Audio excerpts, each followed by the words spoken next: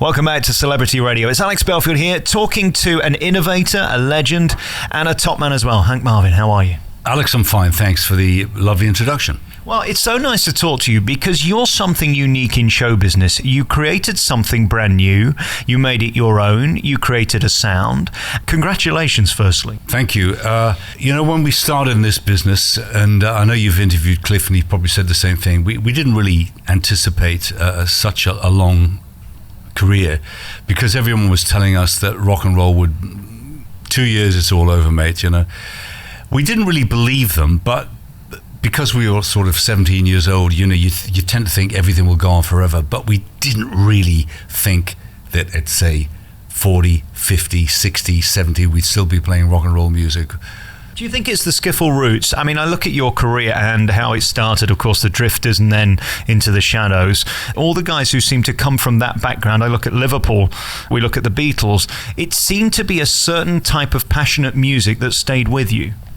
Yes, I think so. In my case, and I can really only speak from personal experience, before the skiffle movement happened, I was already interested in New Orleans jazz and folk blues music, people like Sonny Terry, Brownie McGhee, Leadbelly, that sort of stuff.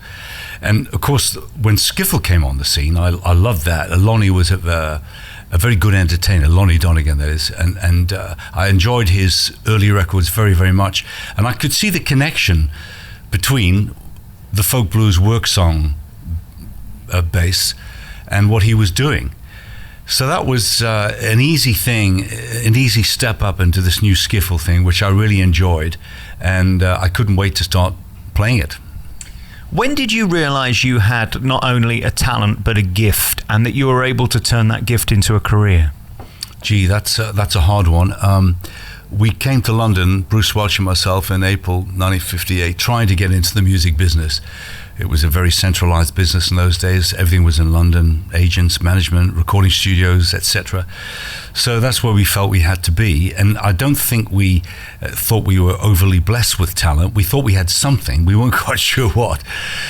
And as things developed and we started playing with Cliff, and even before then, I guess, down the Two Ice Coffee Bar, we were getting some compliments on our singing and our playing. So I suppose that was encouraging, but still not really feeling we were, we'd see other people who, in our opinion, were probably better singers, better guitar players. And it wasn't really until we met Cliff, I suppose, and started working with Cliff that we were able to really establish ourselves through initially the Drifters and start developing a sound. And for me, that would have really happened, I think, with the Stratocaster. I got my first Stratocaster. Cliff very kindly bought that for me in 1959, about the spring of 59. And that was the instrument that made things happen for me, because it had a, if you want me to stop talking about this, I can stop now, but if you like the story, I'll continue. It had what they call a tremolo arm, which in reality is a vibrato bar, because it gives you a vibrato, not a tremolo. And I found that with this little piece of equipment, I was able to put a vibrato on these very heavy strings, which sounded lovely, made the guitar sing more. I could dip a string, hit a string and dip it down like a singer might with a note in a song. I could give it a good shake and give it some dramatic sound, as I did at the beginning of Man of Mystery, things like that. So all this was a part of this developing something different, something new, getting some kind of expression out of the guitar that no one was able to get before without this little device, and no one seemed to be using it that I heard from the American records. So I was very happy to try to come up with something a bit different. It was as if you could bend a note, and that sounds strange because a note is a note, but you did something new and it was different and it took off and caught on. I know you were inspired by many people, but many people have been inspired by you since. Is that the greatest honor of all, that people have heard what you do and think it's so good they want to do it themselves? I think that is the greatest flattery, isn't it? Obviously every one of us would be flattered when people say they like what you do. It's natural, it's encouraging for us to be commended. But when people go so far as to copy, and then years later when they have then developed a style of their own, as some of these guys have, like say Brian May or Mark Knopfler or Jeff Beck, that means even more, because they're still saying it. They don't have to say that. And I think that is certainly praise indeed, and I really appreciate it. It's very good for my ego. They're making an old man very happy. An even greater compliment to your talent and your ego is the fact that you're asked to make a new record, and that's why we're here today. We're going to talk about the Cliff years, we're going to talk about your life and your career, but let's start here, 2014, this new album. What a nice thing that you're making it, because nobody's making money in music anymore. They must believe that you have a product that's going to sell, and it is doing. Congratulations on the sales already. I mean, it's doing incredibly well. Thank you. Yes, it's entered the chart this week at 10, which is good. The thing is, of course, to try to keep it there or move it up, but we'll see what happens. But it's an encouraging start.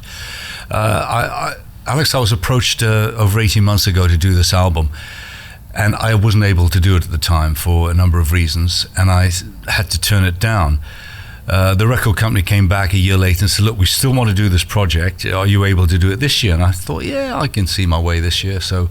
And it was great fun approaching it, because to me, all of these albums are a challenge. And what I like about it is that I'm given the opportunity to interpret someone else's songs that for the most part have been big hits. And my idea is always to, first of all, get the feel of the song itself, and then try to develop an approach, arrangement-wise, something different from the original. And once I've got that established, and we record the tracks, basic tracks, then I play my guitar parts onto the record. But and that takes me a little while in the studio, because there are so many different ways you can approach these things. Which register do you play it in? Do you play it low, high, halfway, midway, etc., etc. So these things you've got to work through. Do I bend this note? Not bend this note? What? I'm overcooking this one. It's too ornamented, and this sort of thing. And gradually, I get the feel I want, and then I'm happy. It's a bit like doing an oil painting. So it is quite a challenge, but a very enjoyable challenge, and particularly when it all comes to fruition, you get everything there you feel, all the drums, the percussion, and you've got a record now. It's good. How do you know when to stop? I always wonder that about you guys. When you listen to it and you tweak it, and then you listen to it again and you tweak it even more, there must be a point where you can over tweak it and you can ruin it. Do you internally sort of feel when it's done? Try to. It's not an easy one, because I'm sort of wearing two hats. On the one hand, I'm the producer. On the other hand, I'm the artist. And as an artist, you can tend to be indulgent. You do something, that sounds really good. I like that, But what you have to do is sit back and go, does it really enhance this track? Is it adding to it, or is it getting in the way? And sometimes you just have to own up and say it's actually not enhancing at all. It's getting in the way. It's all right. It sounds like a flash phrase, but it does nothing. Get rid of it. So that's the difficulty sometimes of doing that. The other thing is, you say, tweaking, Alex, and this can happen when you're adding things like percussion or keyboards or, I don't know, whatever it might be.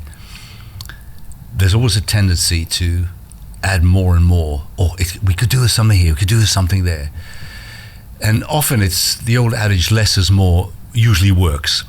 Fun enough, a track in question was a track called Daydream we've done, the old Love and Spoonful. I've always loved this song and their version. It reminds me of a kind of an old, almost 1940s jazz song, And so when we did it as a very basic arrangement, and once we got the basic track down, the group, my guitar and everything, there's the thought, right, let's maybe put a little bit of brass on or something here, or some voices here.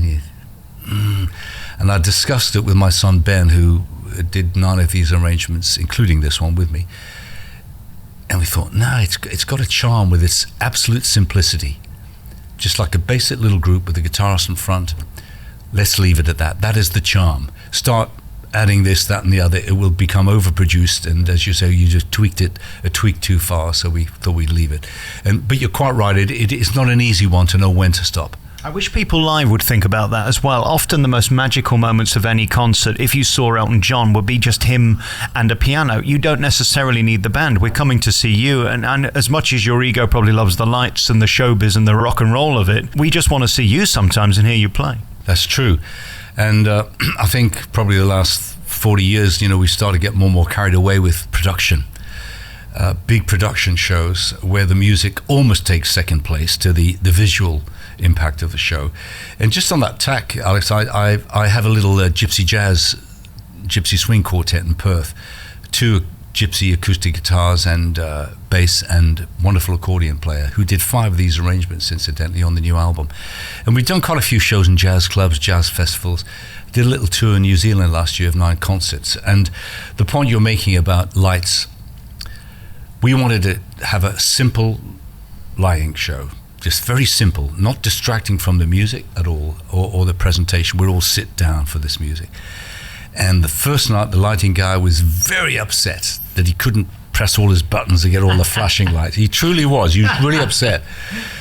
And, you know, we got the most fantastic reaction, standing ovation every night, which proves your point. People are basically there, all right, they want to see the artist, obviously, so you need some lights to see them, but they want to hear the music and they want to have that interaction, that contact with the artist. You don't need all the flashing lights and all the gear. Not at all. And so I think we can certainly start relying too much on production and not enough perhaps on the quality of our personal interaction and engagement with the audience. We're going to talk more about your album later. It is wonderful. It's perfect for this time of year. It's upbeat and it's summery. That is the intention of it, and it certainly fulfills that purpose. Let's go back then to the beginning and your relationship with Cliff, because this interests me. I interviewed Frankie Valli a few years ago and Bob Gaudio, and I asked who was the genius, the voice or the guy who wrote it. And something that always fascinates me about the psychology of performers is when one person is more famous than the other, but that doesn't necessarily mean they're more talented. Did it ever bother you that Cliff's name became bigger than the Shadows and almost bigger than the records in some cases? Well, not really, because we have to keep in mind when we joined Cliff as the Drifters, we put the band together, that Cliff was the star, if you like. It was Cliff Richard and in Smaller and the Drifters. So as far as we were concerned, we were his backing group. Although I have to say that the relationship was not like that at all. It was more like a 5-piece band because Cliff didn't separate himself from us. We traveled together on the same bus. We used to stay in the same digs or hotels as we got more money. We would go to restaurants, movies together, party together, write songs together. That was more the relationship in the band, a 5-piece band. But at the same time, we knew that he is the star. And okay, once we started having our own success with as the Shadows, quite independently with the hits from Apache onwards, that put a different slant on it because we could go out and do our own tours and pack places out. But you know, we still had to recognize that Cliff was an enormous star on the world stage at that time, and that didn't bother us at all. I tell you a little funny story. We were touring somewhere and we had to arrive and be interviewed, and Bruce fell asleep in the plane. His hair was sticking out all over the place. He wanted to do something, and so we haven't got time. And he said to David Bryce, who was our tour manager, he said, listen man, I'm a star. And quite seriously, and David Bryce said, well, twinkle, twinkle. At which point, everybody, including Bruce, had to see the funny side of it and laugh, you know. But look, on the whole, we didn't have a problem with Cliff. You know, we had to acknowledge, and I was very happy for him. To me, he was a star. He had the success, he had the personality, the charisma, and he was a nice person. He backed it up, you know, and he was hardworking. He wanted to improve himself. He constantly worked to improve his singing. If they asked him to dance, he'd try to learn to dance, you know. And the amount of work he put in behind the scenes was enormous. He deserved every success, really. And when you look at where he's at now, does it still fascinate you that week by week he's still in the papers and people are still curious about his life? It is a fascinating thing, the Cliff Richard story, isn't it? Yes. Look, as I said, the guy has been a huge, probably, you know, in terms of a solo music star, one of the biggest we've ever had on the world stage. Still going strong. And, you know, when you think that Cliff came with the success Cliff had early on in his career before the Beatles, you know, on the world stage, that was enormous before people like Rod Stewart came on, like, you know, the end in 1970 or something. So I think the enormity of his success shouldn't be overlooked, but I think it also says something about the eagerness of the public and indeed the media to want to know about people's private lives and about celebrity in one way, which is very sad. You think they'd have better things to do, as should the public. But on the other hand, I guess in a way, it shows that there's not truly terrible things happening in their lives. Otherwise, they'd be looking elsewhere, you know. But I've never really understood this absolute obsession with celebrity and their private lives. I cannot understand it. I think it's just pathetic, to be honest. Do you think you had the halcyon days in a way? Because when I look at your success in your career and your longevity, I can't imagine there being another group that's going to repeat your success. It's almost not possible now, because I look at who's famous and for what reason. I mean, the front page of the newspaper today is Justin Bieber. We're not going to be talking about him or playing him in 20 years' time. He's just the latest celeb that's going to be destroyed by the tabloids, and then there'll be another one. You did have a career, which so few have now. It seems as soon as they get started, boom, they're gone. Sadly, that is often the case, and I think we live in a very much a throwaway world these days. And as you say, with the power of the media, they can destroy a person's career. They can also make it. With all the hype they're willing to give in certain situations and the publicity and so forth. But sadly, with some of the excesses some of the young guys and girls get up to, it's not helping them, you know, in the eyes of, particularly when their audience is a very, very young audience, and you've got parents who, hang on, should my daughter or son be buying this guy's record, going to see his concert? He's immoral, he takes drugs, he's disrespecting people in public, he's rude, he's vulgar. I don't think so, you know. So all these things come into play. But having said that, there were quite a few artists, obviously, from our era and way down the track. I mean, the Beatles, for example, certainly Paul's the only remaining one who's really, but, you know, what a great career and what an enormous story in terms of fantastic songwriting and such like. The Stones are still the most amazing band. Remarkable. It's almost like everybody's got to go to see the Stones, which is great for them, but they're still around, very much so. I saw the Hollies a few months ago in Perth. They're still around. Sadly, only two of the originals left, but good band live. You know, they sing well, they play well. And then you've got someone like Elton John, who came on the scene, really started to break at about 1970, I guess, in the UK, but what a great talent again, you know, great singer, a larger-than-life personality, good writer, and that guy's been around forever and will be, no doubt. And I suppose there were quite a few. You mentioned Rod Stewart before we started recording. You saw there's another guy, great performer. And you know, I think it's lovely about that he was persuaded to do those American Songbook things, that he didn't want to do it, and that, as he said, saved his career in a way. But you know, a lovely little sequence of CDs that he brought out there with those great standards and such like. But just a little note, it's interesting, Cliff did something like that on his second album with several of those sorts of songs. You know, he did 6 with Norrie's orchestra and 6 with the Shads. And we thought it was a bit far out at the time. It sounds a little bit, you know, because we wanted to do rock and roll, and we thought it was all a bit wimpy to do things with an orchestra. But I guess Norrie was a bit ahead of his time there, wanting Cliff to do something like that, show another side of him, the romantic balladeer, you know. Let's talk about the days when you were at the peak of your fame and that everybody was interested in the Shadows and Cliff and you. How hedonistic was it? How much fun was it? Were you able to enjoy it as much then as you remember it now? Sometimes when you're in the heat of a moment, it can often pass you by. Were you present during all of that, or was it just one big haze? No, it wasn't a haze. We went into drugs or anything like that. So we do remember lots of things, which is important, because let's face it, lots of things to enjoy. Probably lots of things to forget too, but it's part of life's experiences. Look, being famous for us was kind of bizarre in many ways.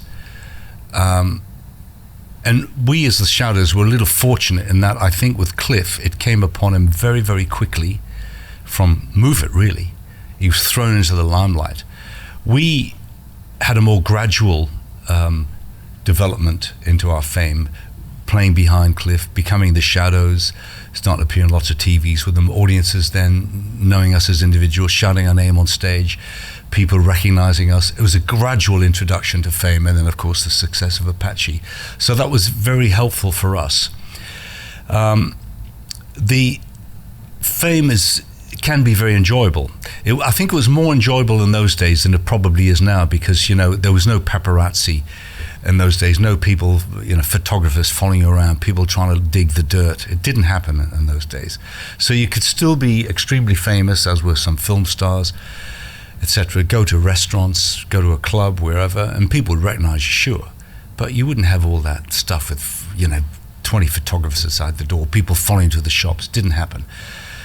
So life was much easier in that sense. So the fame was enjoyable in the sense, in a number of ways, I guess. In one way, obviously, it was helpful in your career. The more famous you are, the more tickets you sell, I guess.